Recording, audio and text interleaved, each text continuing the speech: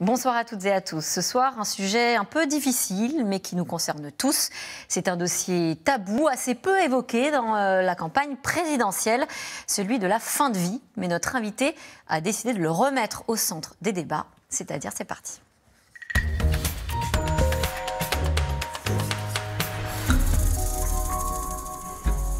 Bonsoir Denis Labelle. Bonsoir. Vous avez travaillé pendant plus de 25 ans dans un grand hôpital de la région parisienne. Vous étiez chef de service en gastro-entérologie. Vous êtes également président de l'association Le Choix citoyen pour une mort choisie. Vous levez un tabou, je le disais dans votre livre, le voici. Il s'intitule « Le médecin, la liberté et la mort ». C'est aux éditions Plomb. Vous pensez qu'on ne meurt pas librement dans notre pays, Denis Labelle ? Écoutez, je pense qu'on ne meurt pas bien dans notre pays, parce que de toute façon, personne ne vient mourir chez nous. Nous, on va mourir à l'étranger, mais on ne meurt pas en France de façon satisfaisante. Et on ne meurt pas de satisfaisante parce que je crois qu'on n'entend pas les malades qui ont des désirs différents. Et on veut absolument qu'ils entrent dans un cadre, dans un schéma qui ne correspond pas à leurs désirs. Oui, vous dites que ce qui compte, c'est la vie, coûte que coûte, plutôt que d'écouter le patient qui, lui, peut désirer mourir. Alors justement, je ne dis pas la vie coûte que coûte. C'est la théorie d'aujourd'hui, la vie coûte que coûte. La théorie des médecins, pardon. Oui, c'est cette théorie-là qui est mise en avant. Voilà, absolument. Or, moi, je pense que quand on soigne les patients, bien sûr, on se bagarre pour la vie coûte que coûte et pour aussi la lutte contre la souffrance.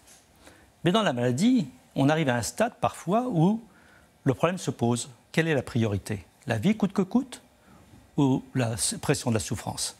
Et moi, je pense que c'est au malade à choisir, à un certain stade de sa maladie, quand sa maladie est incurable, quand elle est évoluée, qu'il puisse dire « non, je n'ai plus envie de souffrir » et que ce n'est pas à la société de décider pour lui.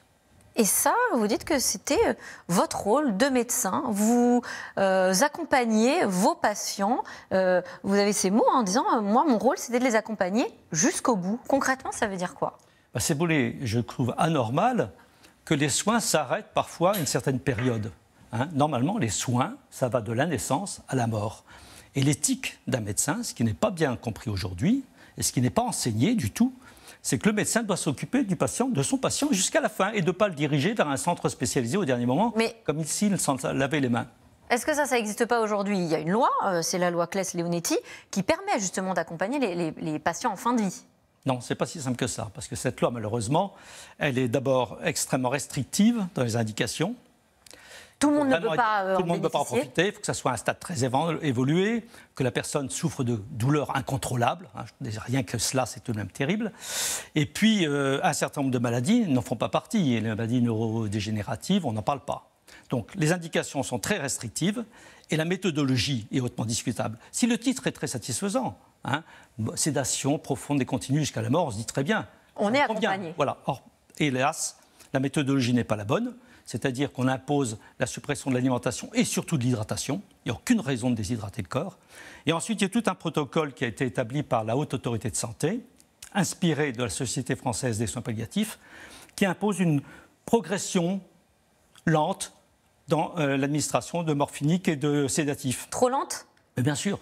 Il n'y a aucune raison que les agonies durent 15 jours, 3 semaines. Mon frère est mort au mois de janvier, ça a duré un mois d'agonie, alors qu'il avait vraiment toutes les indications d'avoir la loi Claes-Leonetti. Eh bien non, ça n'a pas passé. Il n'a pas pu en profiter. Il n'a pas pu mais je n'ai même pas pu en profiter, parce qu'un médecin disait, il faut le faire, il faut le mettre en route. L'autre médecin disait, oui, mais il n'y a pas tous les critères. C'est ça l'argument. Mais est-ce que c'est au médecin de finalement donner la mort ? C'est difficile, c'est une question éthique presque. C'est une question éthique, mais oui, le médecin est là pour être au service du malade. Moi, je vois les choses comme cela. C'est ça mon éthique. Ce n'est pas le médecin qui a son idéologie et qui l'applique.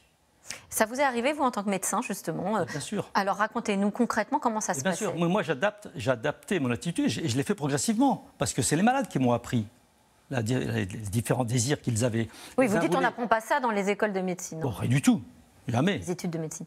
Absolument pas. Donc, ceux qui voulaient aller dans les soins palliatifs, je disais d'accord, et puis ceux qui ne voulaient pas y aller, j'essayais de savoir pourquoi.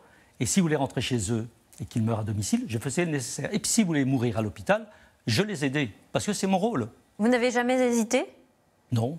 Si c'était leur désir, c'est qu'on avait suffisamment avec les infirmières, avec la famille, avec le patient obtenu une orientation. Mais On hésite toujours. Mais je veux dire, non, jamais eu de regret. Non, je n'ai pas eu de regret. Parce que vous n'étiez pas dans la légalité. Ah non, c'est tout à fait exact. Donc vous avez pris des risques. Tout à fait. Mais vous savez, prendre des risques quand on est humain, ça n'a pas d'importance. Vous parlez d'hypocrisie dans le monde médical. Est-ce que vous pensez, ou est-ce que vous nous dites que l'euthanasie est finalement bien plus courante qu'on ne le pense? Bien sûr, moi je dirais que l'hypocrisie, elle n'est pas dans le monde médical, elle est dans la société. C'est elle qui fait la loi. C'est elle qui fait la loi Leonetti, que j'ai combattue, la loi Claes-Leonetti, qui est insuffisante. Donc c'est la société qui ne prend pas ces décisions. Pourtant, les Français sont pour. Alors on va voir ces chiffres qui sont sans appel.